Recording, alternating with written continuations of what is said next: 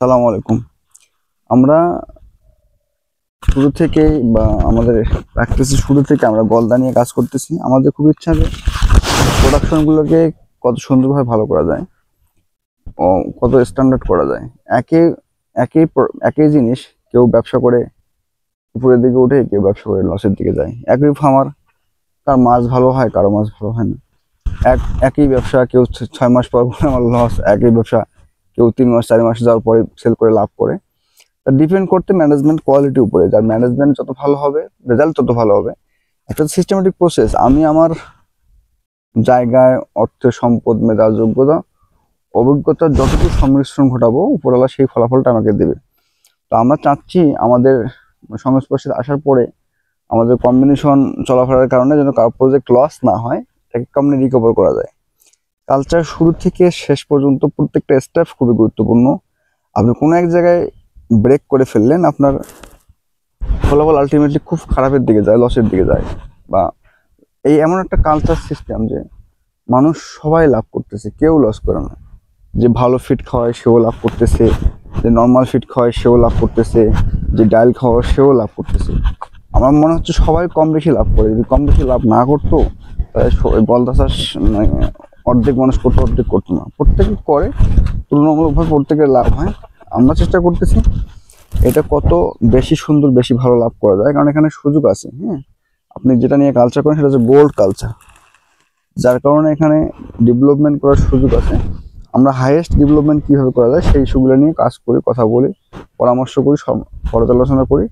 ভালোর দরকার, সবচেয়ে বেশি ভালো করা যায় কীভাবে, যেটা বলছিলাম যে আমরা শুরু থেকে শেষ পর্যন্ত স্টেপগুলো আপনি ওই মনে করেন যে কোনো কারণে মাছটা মানে হারভেস্টিং করার পরে ঠিক মতো যত সময় মানে সেরে যাইতে পারলেন না, বা ভালো ফ্রিজিং করে নিতে পারলেন না, ভালো ব্যবস্থাপনায় পৌঁছাতে পারলেন না, তারপর মাছের রেজাল্ট কিন্তু আলটিমেটলি কম পাচ্ছে। তো এটাও লস হচ্ছে। শেখার, প্রত্যেকটা স্টেপে শেখা। প্রোডাকশন করতে তো অনেক কিছু শিখতে হয়, সেটা অবশ্যই জানা আছে। আমরা এই মুহূর্তে যে প্রত্যেকের মাস 4 মাস 5 মাস সময়ের মধ্যে আছি, এই সময় যে জিনিসগুলো খুব বেসিক্যালি প্রবলেম ফিল করে সবাই, সেটা হচ্ছে যে মাছের এই অনেকে ওই মোল্টিং করে না, একটা সমস্যা দেখা যায়। অনেকে যে ওই দাড়িমুছ অ্যান্টেনা ব্রোকেন যেটাকে বলা হয় সেটা হয়। আর এই অনেকের মাছ তো বিভিন্ন কারণে জ্যাঠা বা ওই কালো ব্ল্যাক কালার হয়ে যায়। এই জিনিসগুলো কী জন্য হয় সেটা নিয়ে বেসিক্যালি আমরা এটা নিয়ে কথা বলবো একটু হালকা, অল্প সময়। যে মাছের যে 3-4 মাস 5 মাস 6 মাস এই বয়সগুলো হচ্ছে কি মাছের জন্য দীর্ঘদিনের শুরু থেকেই 5 মাস বা 4 মাসের পর থেকে যে অ্যান্টেনা ব্রোকেন যে ডিজিজটা, এটা হচ্ছে ব্যাকটেরিয়াল ডিজিজ। আমাদের খাবারের কারণে বা লো কোয়ালিটি ফিডের কারণে বা এর দীর্ঘ সময়ে যে ব্যাকটেরিয়াল ডিপোজিশনগুলো হয়, ওইটা অ্যান্টেনা ব্রোকেনের দিকে যায় যদি আমরা প্রপার ম্যানেজমেন্ট না করি নর্মাল কন্ডিশনে। আর যদি শুরু থেকেই ওই প্রপার ম্যানেজমেন্টের মধ্যে ক্যালসিয়াম, চুন, প্রিবায়োটিক, প্রোবায়োটিক্স এগুলো অ্যাপ্লাই করি, তখন সেগুলো হয় না, হবে না, নিশ্চিত হয় না। হয় হচ্ছে না খাওয়ার কারণে, সিম্পল ইস্যু। আর এখানে মোল্ডিং যে ইস্যু থাকে, মোল্ডিংয়ে যে একটা ইয়ে থাকে যে মাছ বড় হওয়ার সময় মোল্ডিং করে না। এখন এই মোল্ডিং এর যে মেন ফ্যাক্ট, মোল্ডিং এর হচ্ছে বেসিক্যালি মিনারেলস ডিপেন্ডেন্ট একটা ইস্যু। কারণ এই পুরো খোলসটা মিনারেল দিয়ে গঠিত। এই মিনারেলটা যখন পর্যাপ্ত পরিমাণে হয় তখন সে খোলস ত্যাগ করে, না হলে খোলস ত্যাগ করে না। যদিও সে ভালো ফিড খায়, মাছেল হয়, কিন্তু মিনারেলসের ঘাটতি করে খোলস। অনেকে আমার বলছে ভাই ভালো ফিড খাচ্ছে, খোলস দিচ্ছে না কেন? তো এখন মোল্ডিং হচ্ছে 4টে স্টেজ। হ্যাঁ, মোল্ডিং এর স্টেজ 4টে। একটা হচ্ছে pre mould, mould, post mould আর ইন্টার মোল্ড। প্রি মোল্ড যে স্টেজটা থাকে, হ্যাঁ, মিনারেলস আমরা কেন দেবো, যে জাস্ট একটা ইম্পর্টেন্স ইস্যু শেয়ার করতেছি। মিনারেলসটা হচ্ছে মাছ যখন প্রি মোল্ড স্টেজে আসে, মোল্ডিং এর জাস্ট আগের মুহূর্ত, তখন সে ফিডিং অফ করে দেয়। কারণ তখন তার দরকার যে খোলসটা পরিবর্তন করা, হ্যাঁ, খোলসটাকে চেঞ্জ করা। এটা তার বেসিক রিকোয়ারমেন্ট ওই মুহূর্তে হয়, ওটা তার কাছে বার্ডেন মনে হয়। হ্যাঁ, এই বার্ডেনটাকে যখন সে রিলিজ করে তখন যথেষ্ট পরিমাণ মিনারেলসের দরকার হয়, ক্যালসিয়াম, ম্যাগনেসিয়াম এবং ফসফরাস। ক্যালসিয়াম হচ্ছে সেলস ফরমেশন করে, এদের সাথে ম্যাগনেসিয়াম এবং ফসফরাস দুটোই তার একদম বেসিক রিকোয়ারমেন্ট সেলটাকে পুরো পূর্ণাঙ্গ হার্ড করার জন্য। হ্যাঁ, ফসফরাস। তো এই যে রেশিও যখন সে পূর্ণাঙ্গ পায় তখন সে মোল্ড করে ফেলে। প্রি মোল্ড থেকে সে মোল্ড তৈরি করলো। এই মোল্ড এটা কয়েক মিনিটের মামলা, 1 মিনিট 2 মিনিট 3 মিনিটের মধ্যে সে মোল্ডিং ক্রিয়াটা সম্পন্ন করে ফেলে। হ্যাঁ, দেখবেন যে মাছটা মোল্ডিং করে খোলসটা সাইডে সাইডে গেলো, মাছটা শুয়ে পড়লো বা একটু সাইডে যায় আশ্রয় নিল। এই মোল্ডিংয়ে বেশ ইম্পর্টেন্স, এই সময় মাছটা খুব ভালনারেবল থাকে, যে কোনো সময় যে কোনো কেউ অ্যাটাক করতে, অন্য কেউ অ্যাটাক করতে পারে। তো এটা সেফটির জন্য সে শেল্টার খোঁজে এবং শেল্টার দিলে ভালো, শেল্টার দিতে হবে, হ্যাঁ, শেল্টারের জন্য। তারপর যখন সে পানিতে যায় তখন সে প্রায় 1 দিন 2 দিন বা 3 দিন পর্যন্ত সে ওই নর্মালি পানি থেকে যথেষ্ট পরিমাণে যদি মিনারেলস থাকে তখন সেটা আবার সে নেয়, বডিতে শক্ত করার জন্য এনার্জি নেয়। এনার্জেটিক ড্রিঙ্কস অনেকে অ্যাপ্লাই করে, এনার্জি ড্রিঙ্ক যে তাড়াতাড়ি যে অ্যাবজর্ব মোল্ডিং পাওয়ার, তাড়াতাড়ি সে আবার পূর্ব অবস্থায় ফিরে আসতে পারে। এটা হলো মোল্ড। তারপর হচ্ছে পোস্ট মোল্ড। ওটা হচ্ছে মোল্ড তো করলো 2-1 মিনিটের মামলায়, তারপর পোস্ট মোল্ড যে 24 ঘন্টা 48 ঘন্টা, তারপর আবার ইন্টার মোল্ড। যখন সে পোস্ট মোল্ডটা শেষ করে আবার মুভমেন্ট করা শুরু করলো তখন সে পুরো সময়টা ফিডিং করে, প্রপার নিউট্রিশিয়াস ফিডিং করে, যতক্ষণ না পর্যন্ত তার মাসেল ডেভেলপমেন্ট হয়।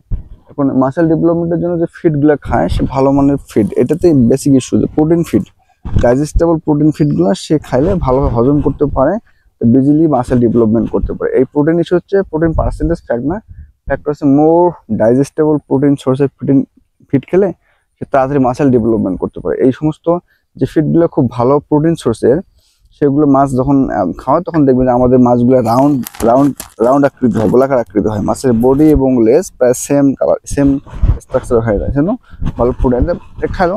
তখন সে কিন্তু অন্য কোনো কাজ করে না। যখন সে প্রপার প্রপার নিউট্রিশিয়াস ফিড খেয়ে ফেললো, এই যে একটা প্রোটিন ফিড, এটা একটা এনার্জি একটা গ্রেডিং আছে যে কত % প্রোটিনে হলে তার একটা ইয়ে হয়, ভালো মানের ফিড হয়। তো ইন্ডিকেটর, এটাকে প্যাট কাস্ট বলা হয়। ওটা একটা সিস্টেম আছে, ওটা জাস্ট প্রোটিন পার্সেন্টেজ সেগুলো অনেক নিয়মিত। তারপর এটা হওয়ার পরে সে মাছটা আমাদের নর্মালি চলে আসলো। তারপরে আবার সে ইন্টার মোল্ড হলে সে দীর্ঘক্ষণ ফিডিং করলো, ফিডিংয়ের পরে তারপরে আবার সে প্রি মোল্ডে গেল, মোল্ডে আবার এর continuous process, pre mould, post mould এবং ইন্টার মোল্ড। তাহলে আমাদের মিনারেলস তার জীবনের জন্য খুব অত্যন্ত গুরুত্বপূর্ণ, অ্যাপ্লাই করতে হবে। এজন্য মিনারেলস দিতে গেলে অবশ্যই ওই সময় যদি খোলস পরিবর্তনের ঘাটতি মনে হয় যে মাসেল ফিড ঠিক আছে, তখন খোলস পরিবর্তন আমরা মিনারেলস ফিডের সাথে অ্যাপ্লাই করতে পারি। লবণ, চুন, ম্যাগনেসিয়াম, এগুলো সবগুলো কম্বিনেশন করে দিতে পারলেও আমাদের মিনারেলসের ঘাটতি পূর্ণ হয়, ঠিক আছে। এখন মিনারেলসের মধ্যে এখানে ডলোমাইট যেটা আছে, ম্যাগনেসিয়াম ডাবল ডোজে দিতে হয়। Calcium magnesium 1:2:1, calcium magnesium phosphorus. Magnesium সবসময় ডাবল লাগে, ম্যাগনেসিয়াম দিলে আমাদের ক্যালসিয়াম অ্যাবজর্পশনের যে ক্যাপাসিটি থাকে সেটা খুব ভালো হয়, এই জন্য ম্যাগনেসিয়াম বেস মোটামুটি। তাহলে আমরা আজকে বেসিক্যালি যেটা আলাপ করলাম, ভালো মানের ফিড খাওয়াবো, ভালো মানের মিনারেলস অ্যাপ্লাই করব, তাহলে আমাদের মোল্টিকে যে সিকোয়েন্সটা এটা রেগুলার থাকবে, আমাদের মাছ কালার ভালো হবে।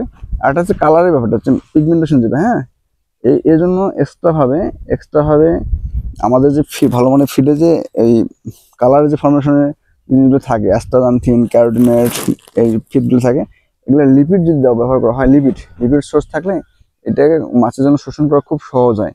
এজন্য মাছকে ফিশ অয়েল যেটা, হ্যাঁ, ফিশ অয়েল যে লিপিডের সোর্স, স্ট্যান্ডার্ড ফিশ অয়েল অথবা যে কোনো অয়েল, লিপিডের যে স্ট্যান্ডার্ড সোর্স, মাঝে মাঝে ফিডের সঙ্গে লিপিড খাওয়াইতে হবে। লিপিড খাওয়ালে মাছটাকে এনার্জেটিক হয় এবং মাছটা ওই কালারগুলো নেওয়ার জন্য বডিতে ডাইরেক্ট কাজ করতে পারে। দেখেন না, আপনার মাছের ফিড থেকে যে কালার সংগ্রহ করে যদি ভালো মানের লিপিড সোর্স অ্যাপ্লাই করা হয় তখন সে ওটা মানে বডিতে নিতে খুব হেল্পফুল হয়ে যায়। লিপিড হচ্ছে সার্টেন ফিশ অয়েল, এটা খুব ভালো ফিডের সঙ্গে কাজ করে। আমরা আমাদের ফিডের পাশাপাশি সাপোর্টিং হিসেবে অবশ্যই স্পেরুলিনা এবং সার্টেন ফিশ অয়েল, হ্যাঁ, এবং এই দুটো প্রোডাক্ট যদি আমরা মাছের খাবারের সঙ্গে ব্যবহার করতে পারি, আমাদের প্রোডাক্ট যত ভালো মানের হোক না কেন, এক্সট্রা যদি এটা ব্যবহার করতে পারি, তাহলে আমাদের বেশি করে যে তার সাপোর্টিংগুলো থাকে গলদা চিংড়ি সেটা পেয়ে যায়। গলদা চিংড়ি কিন্তু নিজে ব্রেন থেকে ওই কিছু প্রোডাক্ট উৎপাদন করতে পারে না, হ্যাঁ, যেটা অন্যান্য প্রাণী গালব্লাডার থেকে পারে, এটা হেপাটোফিনিক অ্যাসিড সেটা পারে না। সেটা যদি বাইরে থেকে সাপোর্ট দিতে পারি, বাইল অ্যাসিড জাতীয় টাইপের, তারপরে ওমেগা 3 ফ্যাটি অ্যাসিড, তো ওটা হচ্ছে ব্রেনটাকে সচল রাখে, অ্যাক্টিভ রাখে, ডাইজেশন, অ্যাবজর্পশন সব ঠিক করে। গলদা চিংড়ি এমন একটা প্রজাতি, সে ভালো মানের প্রোডাক্ট অতি সহজেই বডিতে নিয়ে রিপ্লেসমেন্ট প্রকাশ করতে পারে। এই জন্য আমরা একে যত ভালো মানের ফিড মেডিসিন ব্যবহার করবো সে তত ভালো মানের রিপ্লেসমেন্ট করবে। আপনাকে জেনোটাইপ কি ফিনোটাইপ আপনি ব্যবহার করবেন, সে তার বডিতে রেজাল্ট দেখাবে, হ্যাঁ। সো আমাদের বেস্ট কোয়ালিটি ফিড ব্যবহার করে আমরা ভালো মানের রেসপন্স পাবো, ভালো ফলাফল, আমাদের ব্যবসা লাভজনক হবে। এটা হচ্ছে আমাদের তৈত ভাই ঘেরা আমরা আসছিলাম, আমাদের ফিড ব্যবহার করে আনমোলের প্রোটিন হোটেল খুব ভালো মাছ আমরা আজকে দেখতে পারলাম, ইয়াতে গেছে। ঠিক আছে।